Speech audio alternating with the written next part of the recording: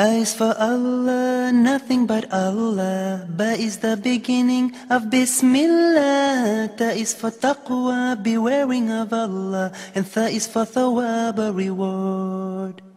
Ja is for Jannah, the garden of paradise. Ha is for Hajj, the blessed pilgrimage. Kha is for Khatam, the seal of the prophethood given to the Prophet Muhammad sallallahu alayhi wa sallam. Bismillah ar-Rahman ar-Rahim. Alhamdulillahi Rabbil Alameen. Wassalatu wassalamu ala al-mab'uthi rahmatan lil alameen. Sayyidina Muhammadin wa ala alihi wa sahbihi ajma'een. Amma ba'd.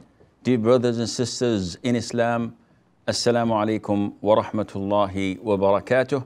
And welcome to this new episode of Ask Zad, coming to you live from Zad Studios here in Jeddah, Saudi Arabia. The first email we have for today is from Brother Hassan. And he's asking a frequently asked questions. And his question is watching horror movies haram?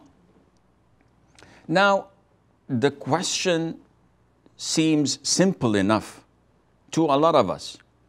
However, instead of giving you a fish every day, let me try to teach you how to fish. In order to answer such a question, is watching horror movies haram? Is it prohibited to watch horror movies? Or if we make it a little bit more generic, is it prohibited to watch movies in general? Now, how would I answer such a question? Is it something that one shoots from the hip, or one has to look into this question through the Quran and the Sunnah? Definitely, as Muslims, it is not my logic or your logic that governs such an answer. What governs an answer is what Allah Azza wa Jal told us in the Quran and what our Prophet Sallallahu Alaihi Wasallam told us in the authentic Sunnah. I don't think there's any difference of opinion between us in this regard. Any Muslim would definitely legislate and refer to the Quran and Sunnah whenever there's a dispute. Otherwise, he's not a Muslim. Agreed? Agreed. I hope. I can't hear you, but I'm assuming you're saying agreed. So let us look at movies in general. In movies, you have soundtracks, which means there's music. In movies, generally speaking, there is free mixing, which means that there are men and women acting. And most likely, there will be partial nudity or a lot of nudity.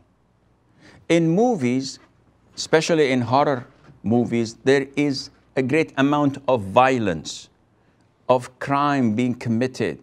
And sometimes the criminal wins and they go for a sequel, showing how ruthless the criminal was and how he managed to survive for so many part 1, 2, 3, etc. So if we go to the Quran and Sunnah, we see that Allah Azza wa Jal orders us to lower the gaze and not to look freely. So I cannot watch a woman freely and enjoy what I'm doing and having fun, especially if she is inappropriately dressed. Listening to the music is haram, and this is a consensus of the 4 schools of thought. You cannot be one of a 5th school of thought. You have to be a follower of one of them at least. And inciting violence, encouraging people to commit crime. No sound Muslim in his sound mind would say that this is okay. And this is why we prevent our children from watching such movies. In short, watching movies is haram for these reasons and because of the frequent dangers resulting of it, and because it is sinful, waste of time, waste of money, and above all, it dilutes your religion, your iman, and makes it so thin. Shuaib from the Emirates. Hello, Assalamu alaikum. Salam rahmatullah. Apologies for making you wait. It's completely all right. How are you, Sheikh? I'm fine, Akhil Habib. What can I do for you? Sir, I have a question. It's a little long, but please give me some time. It's very important for me to know this. Just 2 minutes. I might not take longer, inshallah. Okay. I hope I can frame it properly. My question is, sir, that can you just explain me that should a Muslim, I'm sure Muslims should look for Quran and Sunnah. Guidance is in both. But I mean specifically fiqh, not Sunnah. What I mean is that Quran calls itself Al-Huda, complete guidance. Yet Muslims seem to be more deviated. People talk more about the fiqh issues. And what I mean is, why I have this question is because I saw two guys. They were actually fighting over the length of the beard. And they were arguing about it.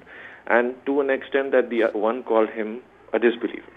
And then they were, then I was just asking them, why can't you just speak gentle and kind words? Because this is what there is in the Quran. Nobody talks about the ayahs and the verses of the Quran. It's like it's made sure that Muslims should be indulged in fighting over these issues, and nobody comes back to the Quran. No one talks about how to understand it, internalize it, and implement it. I'm just a little confused because, yes, hadith is very important, and because that guides us how to worship properly. But Muslims don't talk about the verses of the ayahs, and they don't talk about the understanding of the ayahs. There was one guy who told me that it's not obligatory to recite the Quran. You will only be asked about your prayers and your duties and the 5 pillars and how you treated people. Allah Ta'ala is not going to ask you about whether you read the Quran. Then what is the ultimate purpose of the Quran? What rights does Quran have upon us as Muslims? What are we supposed to do, and what is the purpose of the Quran? Just this I wanted to clarify. Very, very clear. I will answer you, inshallah. Asif from India. Assalamu alaikum. Salamtullah. Hi, Sheikh. I have one question. Yes, Mahir. In fact, it is my brother's question. It is regarding, for example, he has a flat and he has an option of a guy's ready to take the flat, and he will be paying like some big amount. You can say like deposit. Amount he will pay in the beginning. Yeah, deposit, correct. But onwards he will not pay the rent. And till the time they are in agreement, my brother will use the money and he will avail the house. Once their contract is expired, depending on the mutual agreement, then my brother will give him complete amount. So is it permissible? I hope it is not, but still elaboration I need from my brother. Okay, I will answer you, inshallah. Okay, jazakallah. Wajazak, barakallah fi. Okay, dokie. Brother Shuaib from the Emirates had a very good question. See, the question is what we revolve around in our lectures, in our programs, in everything we do. But there is a twist. So in essence, Shuaib is saying that the Muslims, and he's generalizing, and this is wrong, but I'm just quoting. He says that the Muslims are always indulging in disputes over fiqh issues and neglecting the Quran. And he quotes one who said that if you don't recite the Quran, you will not be questioned on or accountable on the day of judgment. Allah Azza wa Jal will hold you accountable only for salat, siyam, etc. And he's saying that one or two of the people were discussing about the length of the beard, to the extent that one of them said to the other that you're a disbeliever, you're a kafir, over such a dispute. So he is alarmed by this. And he's saying, why is this happening and taking place when we have the perfect guidance from Allah, which is the Quran? Now, I agree with you, Shuaib, to a great extent. What I disagree is the attempt, intentionally or I'm presuming it's unintentionally, to isolate the Quran. See, the Quran is a book of guidance, but it cannot work by itself. Otherwise, Allah would have revealed a copy of the Quran for each and every one of us. It had to be revealed to the best of Allah's creation, who is Muhammad sallallahu alayhi wa sallam. He is our role model. He is the best of examples. He portrayed the Quran in his character, in the way he explained Islam to us. Without his sunnah and teachings, we cannot comprehend and implement fully the Quran. Coming back to your question, I am not responsible for the wrong understanding of the ummah or parts of it. So if you see two ignorant people, two imbeciles, disputing over something that is not mentioned in the Quran, and they do not have the necessary knowledge to back it up, to the extent that one of them gives takfir to the other, this is not my problem. This is not the Sunnah's problem. This is not the scholars of fiqh problem. This is the problem of individuals, how they were brought up, the community, the media, the political drive. All of these govern how people react. Scholars, da'is, students of knowledge are going out of the way to teach the Quran, to teach the Sunnah, and to uplift the people from such ignorance and to purify their hearts from grudges, enmity, hatred, etc. Now, if they do not comply, this is something that has to be fixed, but it is not because they are studying the Quran, the Sunnah, or they are researching in fiqh. It has nothing to do with that. So my concern, Shaib, is nowadays we see this trend, and there are some da'is who come in the open, in their lectures, holding the Quran, saying this is the Quran. We have nothing to stick with or abide by except the Quran, and they ridicule, if not, well, ridicule is a little bit big. Let me retract that. They disregard the Sunnah. They disregard issues of Aqeedah.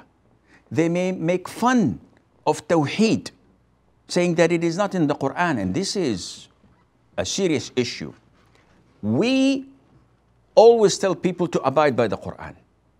We always quote verses of the Quran before we speak over any issue, if there is an evidence in the Quran.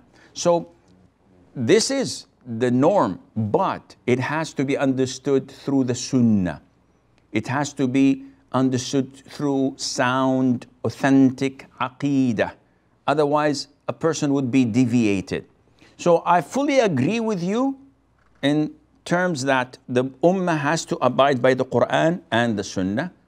They have to learn their religion, and above all, they have to purify their character, the way they deal with people and the way they understand the deen in order to be righteous, practicing Muslims. What use is the knowledge if I'm knowledgeable, but I'm not truly practicing, if I'm not righteous, if I do not treat my servants, my spouse, my children, my neighbors, my relatives, my colleagues in a way that is notable, and people would say, MashaAllah, this is Islam, then there is an error that has to be fixed, but we cannot blame the message. We may blame the messengers, those who pretend to be implementing Islam, and they're tarnishing its reputation through their character, and Allah knows best. Abu Safwan from Kuwait. Assalamu alaikum, Sheikh. Salam wa rahmatullah wa barakatuh. Sheikh, I have a question. Yes. When this Aqama is called, when the prayer is standing, obviously we have to recite the same words like Allah Akbar, Allahu Akbar, La ilaha illallah. But when he reaches at Qad Qamatis Salah, Qad Qamatis Salah, can we say in return, Aqamallahu Adamaha? Is it the right thing? Okay. Okay, that's my question. I will answer it, Thank you. inshallah. Barakallah fi. Asif from India has a question about his brother's property. And this is very common in India, and apparently people are picking it up. What is it It's a person who has a house. The rent of the house is, for example, let's say 25,000 rupees a month. And someone comes and says, I'd like to rent your house, but I don't want to pay any rent. Instead, I'll give you 10 million rupees as a deposit. And I live in the house maybe 3 years, maybe 5 years. And at the end of my term, when I'm leaving, you pay me back my deposit. So me as a landlord, instead of getting 25,000 rupees a month, I'm getting this chunk of money that I can build something with, or I can operate business, invest, do something with it. So to me, it's a good deal. So I give him the property and I take the money. After 3 years, when he wants to leave, I give him back the money. Is this halal? The answer is no. Why? This is not a deposit. Actually, this is an interest-based loan. The man is giving me 5 million rupees or 10 million rupees as a deposit. It's not a deposit. It's a loan that I can do whatever I want on the condition that I shall return it at the end of his stay, 2 years, 3 years, whenever he wants to leave. He's not paying any rent. Or if he pays, he would pay like 200 rupees a month, something that is totally negligible. This is a loan. Okay, where is the interest? Where is the riba? The riba is that he's utilizing my house for a year, 2 or 3 without paying anything. So this is the interest that he's getting over the loan that I had borrowed from him, and this is haram. Abu Safwan from Kuwait says, we know that we have to repeat when the mu'adhin gives iqamah for salat. And the answer is, before he asks a question, this is wrong. What you know, Abu Safwan, is totally wrong. The Prophet ﷺ ordered us to repeat after the mu'adhin when he's calling for the adhan. But there is nothing in the sunnah that states that we should or we are encouraged to repeat after the iqamah. And hence your question, when the mu'adhin says, قَدْ قَامَتِ الصَّلَاةُ وَقَدْ قَامَتِ الصَّلَاةُ, should we say أَقَامَهَا اللَّهُ وَأَدَامَهَا? There is a hadith, but the hadith is weak. So we do not implement it. And as stated earlier, you do not say anything when the mu'adhin is giving the iqamah. Hassan says, if someone is fasting and sleeps throughout the day after praying Fajr and wakes up just before Maghrib, then prays the missing prayers, which is Dhuhr, Asr, and then he does iftar, he breaks his fasting, then he prays Maghrib and Isha, both in the masjid. Will his fast remain valid? First of all, there is no connection between his fast and his prayer. He's fasting because he intended to fast before dawn, and he actually fasted until sunset, though he was asleep most of the time, or if not all of it, yet the fasting still is considered to be fasting, is valid. Missing Dhuhr and Asr prayer, and it seems that he prayed Asr just before sunset, which means that he prayed it on time. Missing Dhuhr, if this was due to a legitimate reason, meaning that he had overslept and they tried to wake him up but he wouldn't, in this case he's not sinful. He's sinful for staying awake all night. He's sinful for that because he missed these prayers in the masjid as Allah Azza wa Jal ordered him to do. But this is a different issue. So the fasting is valid. Now, I understand that he prayed Maghrib in masjid and then he prayed Isha along with the Taraweeh as well. So this is applicable. And again, there is no problem in or any connection between missing the prayer of Dhuhr and Asr and the validity of his salat and Allah and of his fasting, and Allah knows best. Shihab from the UK. Assalamu alaikum, Sheikh. How are you? Assalamu barakatuh. Hayyak Allah. Sheikh, basically, I know that we should understand the Quran by the Sunnah of the Prophet sallallahu alaihi wasallam. But what if some people would say that we don't speak Arabic and the translation are human work, there are errors, so how can we rely on them? And regarding understanding the Quran or understanding the Sunnah? No, like the tafsir, for example. How can we should understand the Quran if we don't understand the Arabic language? Okay. So they would say, like, people make up the translations, and so. So what do they recommend? How can we deal? What do they recommend? If you don't understand Arabic, and all what we have is this material in English, those people who say they might have twisted or altered or changed the tafsir, etc. What do they recommend? That we don't read the Quran at all? Yeah, for example, yeah. Okay, I will answer. How should we reply to these types of people? I will answer you, Shahab, inshallah. Okay, jazakallah. Wa jazak. We have a short break. Stay tuned, and inshallah, we'll be right back. Muhammad sallallahu alayhi wa sallam.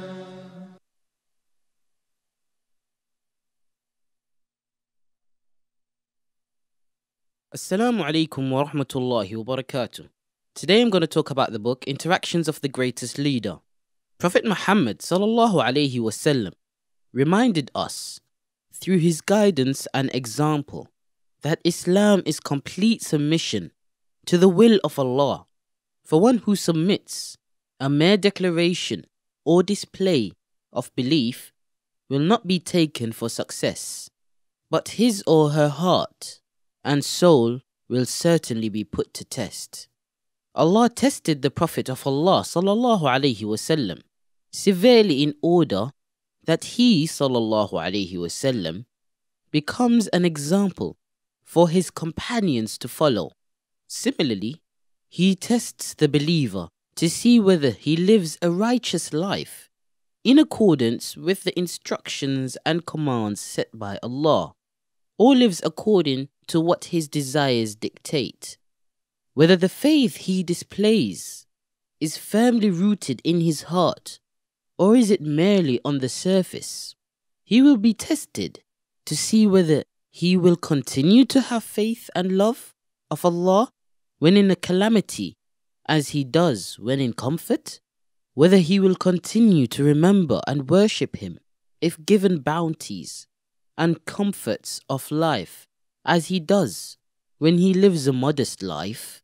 Allah will undoubtedly test him to see if his faith, trust and love of him is unconditional, or is it conditioned upon good health and a comfortable life, free from stress and anxiety. The Prophet of Allah sallallahu alaihi wasallam showed us through his own example that for a righteous Muslim, this life is a testing ground where he will continue to be tested until he meets Allah. For him, tests will be conducted on earth while he lives, and not after he dies. He knows that as soon as death arrives and he steps into the next world, his tests are over. There, he only receives the result of his tests and enjoys the fruits of the deeds that he committed during a short span of time called life.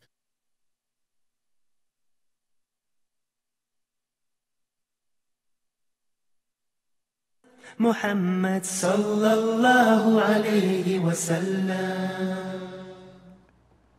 Assalamu alaikum wa rahmatullahi wa barakatuh, and welcome back. Fajr. Fajr is talking about a situation where she is the youngest in her family, and her family are so indulged in innovation that whenever she tries to correct them, they argue with her and they say that you have become extreme and most likely a Wahhabi, so they claim. And they claim that she goes on the internet researching the wrong path, what should she do? First of all, our Prophet ﷺ is our role model. He did not have his path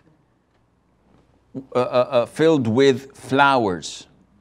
He suffered a lot from his closest relatives and people. His own tribe shunned him and did unspeakable things. This did not prevent him from continuing and being steadfast on the straight path. And this is how you as a Muslim should be. You should be tolerant. You should be kind. You should be patient. You should be smiling all the time. Don't take it personally. These people are ignorant. It's like a dentist with a patient who is in pain and agony. No matter what he does, the patient is going to shout and scream and maybe kick and punch and do things. If the dentist became angry as he is and started cursing or swearing or even hitting his patient, this is a lost cause. So, being the youngest, you have to be more tolerant. Learn and do your homework and do your research and learn how to reply to them in the kindest and most diplomatic way, quoting only Quran and authentic Sunnah, and that is it. Never use scholars' names so that they would not label you. They follow XYZ scholars of their own deviant beliefs. So if you use other names, they will call you Wahhabi or a Salafi or whatever. So don't use scholars' names. Just simply quote the Quran and show it to them, and quote the authentic Sunnah of the Prophet ﷺ. If they claim that they love him, they must follow him.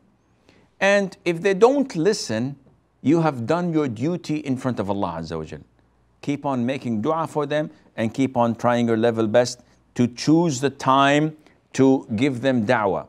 Try as well not to give them da'wah when they are together.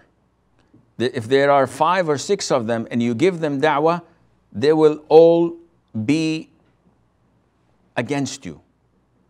But if you choose one-to-one, person to person, then convincing that person, you have more chances of doing so rather than when you are addressing 5 who would all compete in showing how ridiculous your argument is and to look down at you. And Allah Azza wa Jalla knows best. Dr. Atif Khan, he says, I've settled in a city quite far from my place of birth, which is 300 kilometers away. And I do visit my mother quite often in the city of my birth. I've been offering full salah at both places. Am I right in doing so? First of all, Dr. Atif, this depends on your situation. If you've migrated, if you have moved out completely from your birthplace and now you've settled down in this new city, so you're no more going back to live there. For example, someone who was born in Birmingham, UK, moved out and now he lives in London. So when we talk to the brother, Akhi, you're residing in London now? He said, yes. So is it going to be like 10, 15 years until you save some money and then move back to Birmingham? And he says, no. I moved out totally. I just go once every couple of months to visit my family. But I've moved out. I'm not going back to Birmingham. If this is the case, Dr. Atif, in your case, when you go and visit your birth town, if you go and visit your mom, then you shorten your prayers and you have the permission to combine Dhuhr with Asr or Maghrib with Isha whenever there is a need to do so, because you are considered to be a traveler. But if it's the second scenario, which is that, no, I've relocated 300 kilometers away from my birthplace, hoping that after 5, 10, 15 or 20 years, I'll get the chance to go back, to my birthplace? In this case, no. You have to pray full in both cities, and Allah Azza wa Jal knows best. Sufyan says that a friend is asking if uncovering the right shoulder is obligatory during Umrah. First of all, Sufyan's question is about a revert. And this brother, the revert, has tattoos all over his right shoulder and parts of his back. He was a kafir. So is he held questionable on the Day of Judgment? Not at all. This was a sin done before accepting Islam. Once you accept Islam, everything is erased. All your bad deeds that you've done before accepting Islam, killing, stealing, whatever heinous crimes you've done, it is all erased. Once you say, Ashhadu an la ilaha illallah, wa ashhadu anna Muhammadan abduhu wa rasuluh, and you believe with your heart that there is no God worthy of being worshipped except Allah the Almighty, and that His messenger, Muhammad, peace and praise of Allah be upon him, is His servant and messenger, this means that you've become a Muslim, and by default, all of your bad deeds have been erased, if not transformed into good deeds, as mentioned in Surah Al-Furqan. So the brother says, whenever I go to Mecca, if I follow the Sunnah, and we know that the Sunnah is to cover your shoulders until you reach Mecca. Just before you start the tawaf around the Kaaba, the Sunnah is to expose your right shoulder and covering your left. So the brother says that whenever I go and implement this Sunnah during tawaf, people touch my tattoos and say that this is haram, this is not permissible, you're sinful, you do it.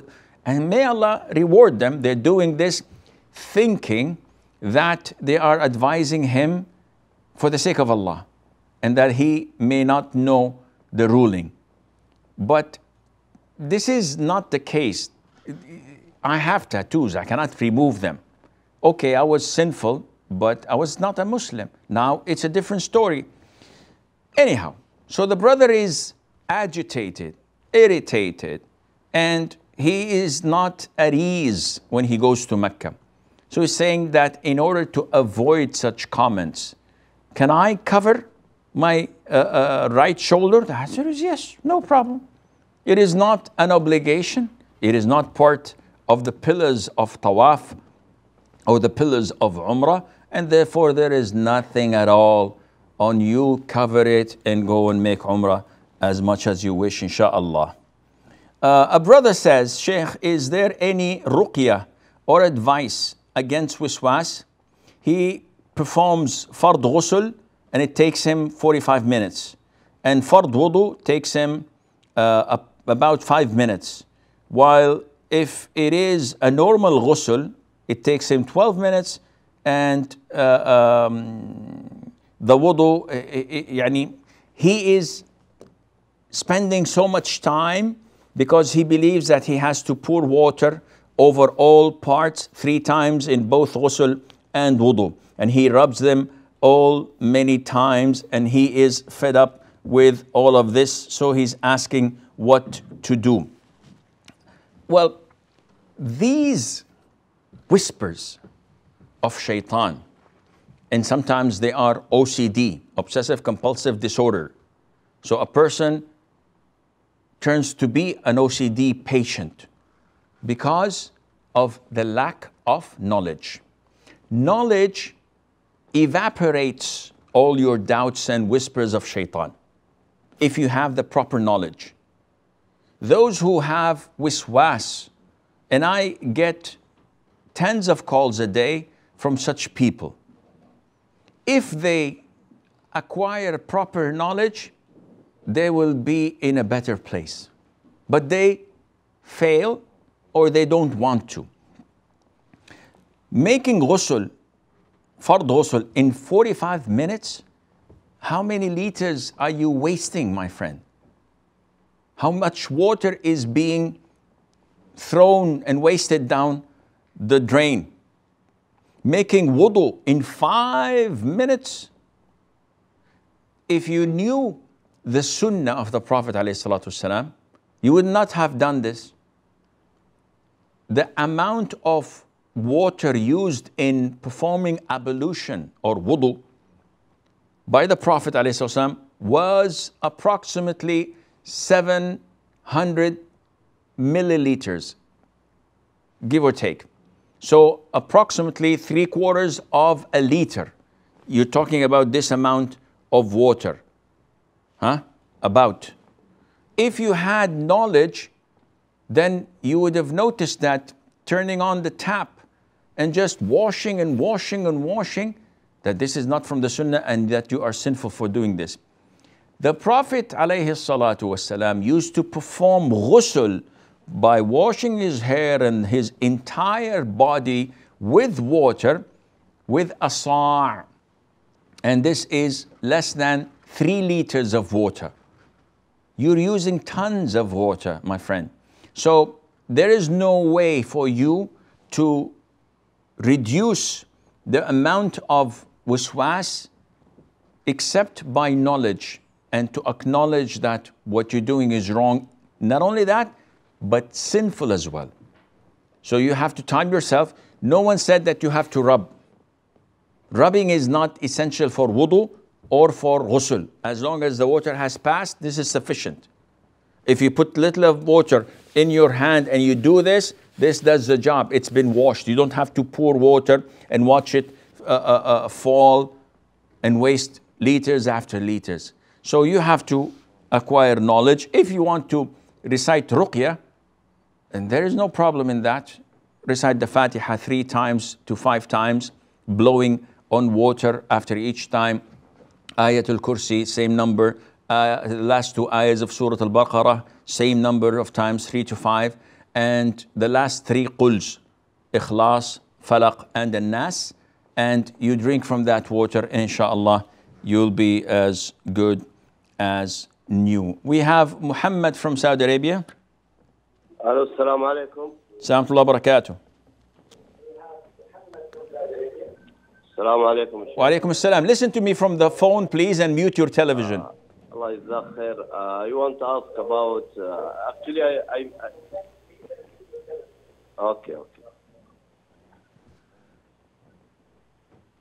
Yes, Muhammad. Actually, I meet many friends in the world, non-Muslim. I want to guide him for Islam. I need the correct way. Jazakum Allah khair. Wa jazak. Okay. Looking at my pad, we forgot totally Shihab. Shihab called us from the UK just before the break, and after the break, I totally forgot. So Shihab is saying that there are people, and in the UK, you have a lot of people that are in need of da'wah. Because each Tom, Dick, and Harry has his own way of understanding Islam. And rarely they would listen to the great da'is in the UK, the great brothers who are upon manhaj Ahl Sunnah wal Jama'ah, who are following the authentic hadith of the Prophet ﷺ. And I've been there so many times in my life in the UK, and I've met their people, and mashallah, alhamdulillah, it is flourishing. And the proper da'wah is picking up pace. But there are here and there deviants who throw and cast doubts. Among them, Brother Shihab is saying that people are casting doubts in saying that the Quran is only for the Arabs, and those who do not understand Arabic will not utilize it. Hence, Islam is not appropriate and not suitable for non-Arabs. And this is false. And this is a claim that has no basis. Islam is the fastest spreading religion in the world. And you can take that to the bank. You can quote this. Islam is the fastest spreading religion. And it is spreading without any military backup. There are no countries spreading Islam or promoting it or advocating it. Unfortunately, even the Muslim countries are retreating into their own shell and raising the white flag, saying we have nothing to do with Islam. It's not us. So Islam is being spread through the actions of the Muslims. People are seeing something they like. They read the Quran, the translation that is, the meanings of the Quran, and they say it is talking to me. They read the seerah, the biography of the Prophet ﷺ, and say, wow, this is out of this world. They read the legislative system of Islam and say, this is perfect. If it was 15 centuries ago, and it's still suitable for today and for centuries to come, this is God-given. It's not man-made. So Islam is the fastest spreading religion worldwide. You cannot stop it. And to claim, though they have the media with them, they say every single day and night, Islam is a religion of violence. Islam subjugates women. Islam does this. Islam does that. They have this machine of the media working for them. Nobody's buying it. So who's forcing Islam down people's throats? No one.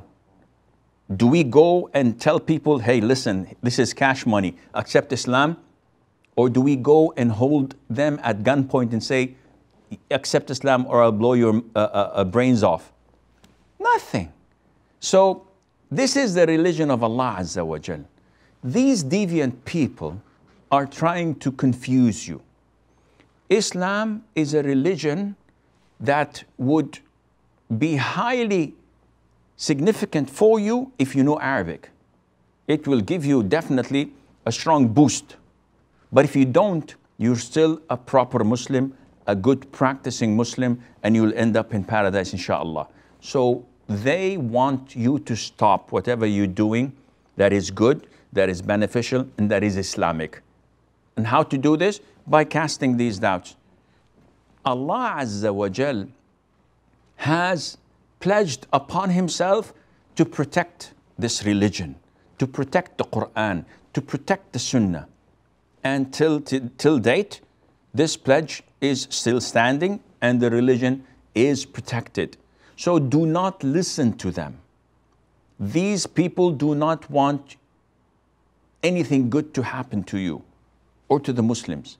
All what they want to do is to make Muslims come out from the straight path and maybe get confused and leave their religion. And I hope this answers your question. Muhammad from Saudi Arabia, he says, I know a lot of non-Muslims. How can I call them to Islam?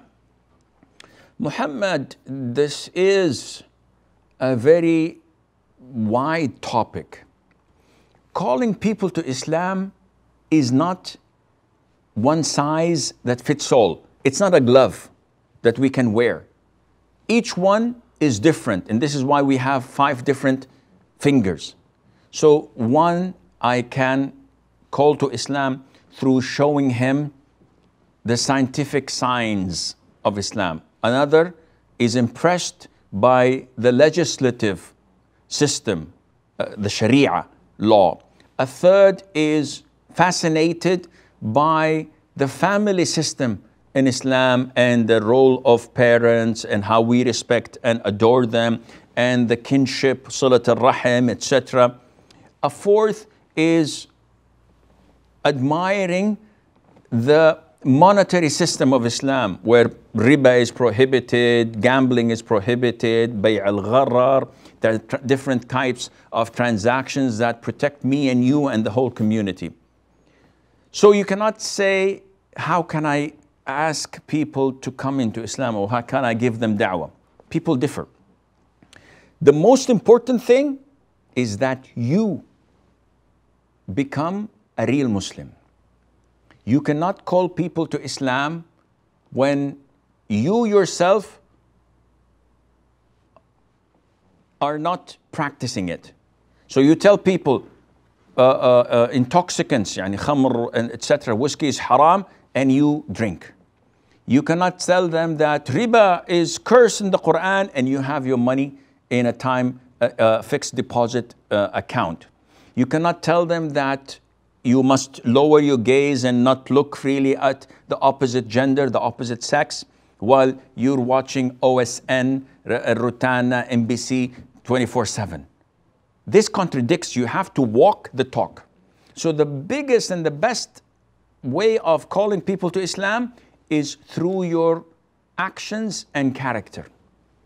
Once they see you honest, do not lie, do not abuse, you come to work on time, you leave on time, you fulfill your duties at work, you never cheat, you never oppress people, and you're honest, you never lie, you never break a promise, they attribute this to your religion. And you must possess the necessary knowledge. You will, whenever you make da'wah to people and calling them to Islam, you'll be faced with a flood of questions. If you don't have the knowledge to back this up, then either you will answer wrongly or you'll keep on saying, I don't know, I don't know, I don't know, and you will not give da'wah properly. When you have knowledge of the Quran and of the Sunnah, if someone tells you, why does this have to be this way and that has to be in that way? In this case, you can easily answer them through the Quran, through the Sunnah, and through logic, which they understand more, and Allah Azza wa Jal knows best.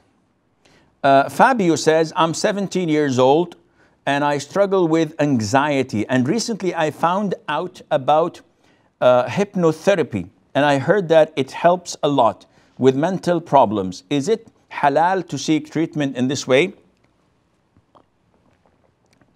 The issue of hypnotism or hypnosis, I don't know which one is the noun, who cares?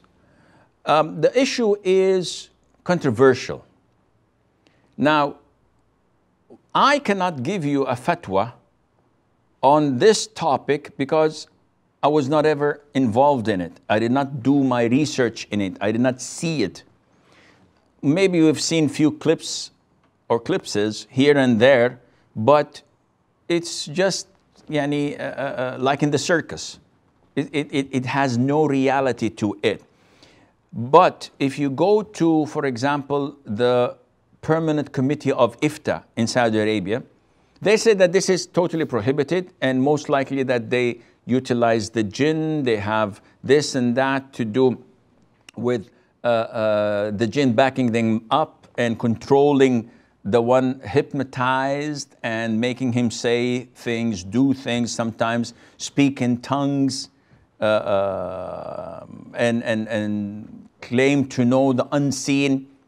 Without doubt, this is from jinn, and utilizing jinn is shirk, and this is prohibited. Others say that this is not actually utilizing the jinn, but rather it is making the person himself come up with such healing processes or helping in identifying things that were in the past, etc. And they give an example of the placebo.